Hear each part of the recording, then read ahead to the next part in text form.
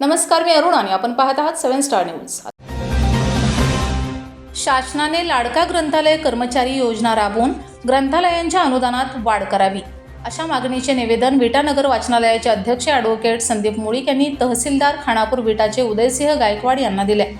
नुकतेच राज्य शासनाने लाडकी बहीण योजनेअंतर्गत महिलांना महिना रुपये 1,500, लाडका भाऊ योजनेअंतर्गत सुशिक्षित बेरोजगार तरुणांना दरमहा 6,000 रुपये, 8,000 रुपये, 10,000 रुपये, शेतकऱ्यांना शेतीपंपाचे वीज बिल माफी, तसेच सरपंच, पोलीस पाटील, होमगार्ड यांच्या मानधन व भत्त्यामध्ये भरघोस वाढ यासारखे अनेक लोकोपयोगी निर्णय घेतलेले आहेत। परंतु राज्यातील 11,150 ग्रंथालयात 20,000 कर्मचारी तुटपुंजा वेतनावर काम करीत आहेत। याकडे शासनाचे दुर्लक्ष झालेले आहे। त्यामुळे शासनाने लाडका ग्रंथालय कर्मचारी योजना राबवून ग्रंथालयांच्या अनुदानात वाढ करावी। या निवेदनात राज्यातील सर्व शासनमान्य सार्वजनिक ग्रंथालयाच्या अनुदानात 100% अनुदान वाढ होणे अपेक्षित असताना शासनाने दिनांक 21/12/2022 रोजी दिनांक 21 डिसेंबर 2022 रोजी सन 2022-23 पासून 60% अनुदान वाढ करण्याचा निर्णय घेतलेला आहे। उर्वरित 40% अनुदान व इतर मागण्यांसंदर्भात दिनांक 29 ऑगस्ट 2024 रोजी पालकमंत्री सुरेश खाडे यांनी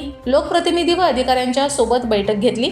त्यामुळे सप्टेंबरमध्ये सर्व विषय मंत्रिमंडळ बैठकीत मंजूर करून घेतले जातील असे आश्वासन देण्यात आले व उपस्थित असलेल्या प्रधान सचिव व उपसचिव यांना 40% अनुदान वाढ, दर्जा बदल व नवीन ग्रंथालय मान्यता पुढील कॅबिनेट बैठकीत ठेवण्यात यावेत असे आदेश देण्यात आले।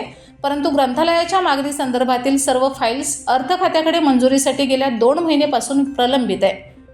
तरी या कामी मंत्री महोदयांनी जातीने लक्ष घालून आचारसंहिता लागण्यापूर्वी या संदर्भातील फाईल्स अर्थ खात्याकडून मंजूर करून कॅबिनेट बैठकीत शासन निर्णय करून घेऊन लाडकी बहीण, लाडका भाऊ यासोबत लाडका ग्रंथालय कर्मचारी म्हणून राज्यातील शासनमान्य सार्वजनिक ग्रंथालयाच्या मागण्या पूर्ण करण्यासाठी सर्व संबंधितांना तातडीने आदेश द्यावेत ही ग्रंथालय कर्मचाऱ्यांची भावना तहसीलदार यांनी पालकमंत्री व शासनाकडे पोहोचवावी अशी विनंती या निवेदनात केलेली आहे। यावेळी तहसीलदार उदयसिंह गायकवाड यांनी आपले निवेदन त्वरित शासनाकडे पाठवित असल्याचे सांगितले।